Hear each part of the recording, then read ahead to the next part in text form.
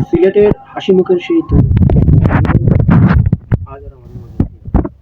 যে ছেলেটা হাসতে জানতো, হাসাতে জানতো, যে প্রতিটি ভিডিওতে বলতো পরিবারকে সময় দিন, ভালো থাকুন, সেই দ্বীপ আজ আর নেই। এটা কি সত্যি বিশ্বাসযোগ্য? হ্যাঁ, উচ্চশিক্ষার স্বপ্ন নিয়ে মালয়েশিয়া গিয়েছিল। কেউ ভাবেনি সেই স্বপ্ন একদিন তার জীবনের শেষ যাত্রা হয়ে দাঁড়াবে। আজ ফিরছে সেই দ্বীপের লাশ।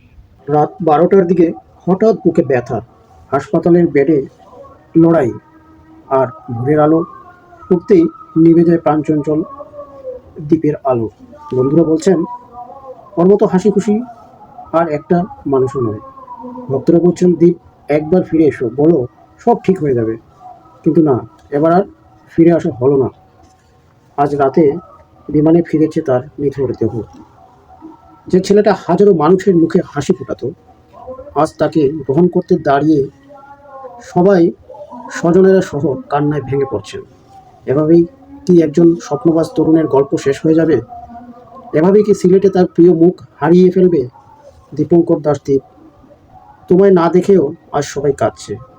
তুমি এজন্যই ছিলে, একজনই হয়ে থাকবে, হাসি মুখটা হৃদয়ে থেকে যাবে সারা জীবন।